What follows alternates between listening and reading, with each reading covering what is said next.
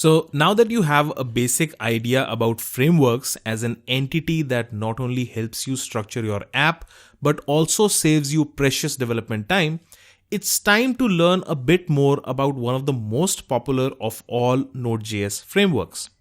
Yes, we are talking about the ever so popular Express framework.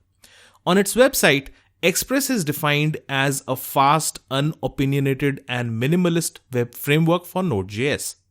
And that is precisely what it is. Besides being a minimalist framework, Express doesn't force upon a specific application architecture and is very flexible in the way it can be used. Created by TJ Holowaychuk in 2010, Express was inspired by Sinatra, a web application framework for Ruby. Internally, the framework uses portions of another Node.js framework called Connect.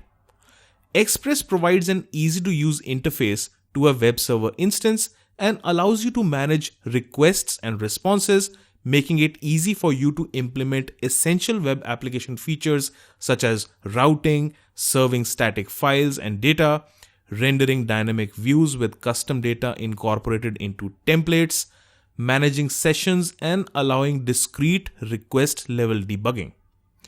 We had discussed many of these features in the last screencast. So connecting the dots now, you can see why a framework such as Express is extremely handy for rapid prototyping and development in a production scenario.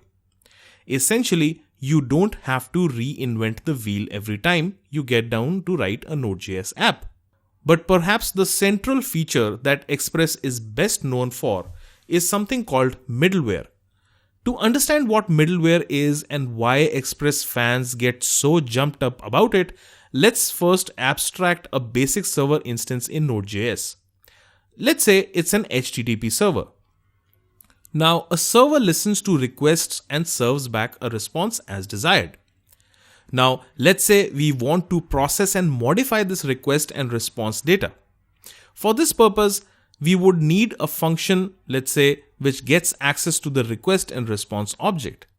This would be much like a route handler in a nutshell, where you take in the request stream, process some data, and use the response stream to send data out to the user. But in this case, imagine our route handler works on all routes or a set of routes. Such a function can then have the potential of processing and performing a wide array of tasks. This is what is known as a middleware function. By processing the request and response, the way data flows in and out can be augmented as per the requirement of the app. And it's not just about one middleware. You can have a whole bunch of custom written functions that process the request and response objects. Now, if we just swap the word a function with words like error handler, sessions, and authentication, you can see where I'm going with this. By writing middleware functions, you can handle virtually all possible aspects of a web application and even write your own custom functionality.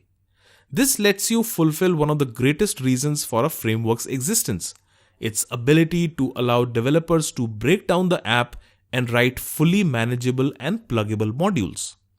By enabling developers to write plugins called middleware, Express literally allows developers to modularize their app into manageable bits that can be shared, upgraded, and evolved without breaking the rest of the app or rewriting the app flow altogether.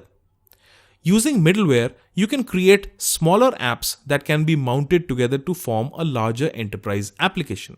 To visualize this, imagine the public-facing website as one smaller app and a password-protected dashboard for users as another smaller app. These can be bound together into a larger application where they can share the application environment, data, and resources.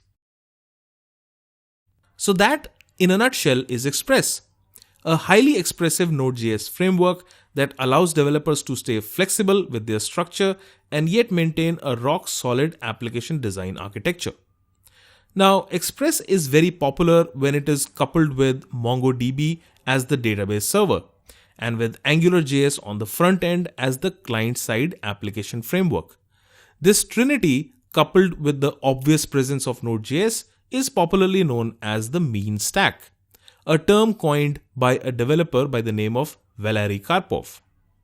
Often, a lot of people are led to believe that mean is this mysterious monster from the land of JavaScript that needs to be discovered and studied. But mean is really the coming together of these three entities. Since you're using JavaScript across the server and the client in this stack, its popularity is quite obvious. And while personally, I prefer putting together these three entities manually and as needed, you do get full stack deployment packages like this one from mean.io. Using the mean.io's solution, you can quickly scaffold a mean application so that your initial setup time is avoided and you immediately get something to begin with. My opinion here, and this is strictly my own point of view, is to discover your own workflow. You can use the mean.io or similar stack bundles, but to really discover the nitty-gritties of Express, and for that matter even Angular, you need to get all hands on deck with manual deployment. And that is precisely what we're going to do in this course. Though I won't be using Angular since this is strictly a Node.js oriented course, I would be setting up Express piece by piece so you get an inside look at what and why of every component. Mean gets an amazing amount of visibility, mostly because it was one of the first all-around stack options that the Node.js community got, and though it is still quite popular, there are other equally capable options available as far as frameworks go. So let's quickly discover a few before diving straight into a practical app.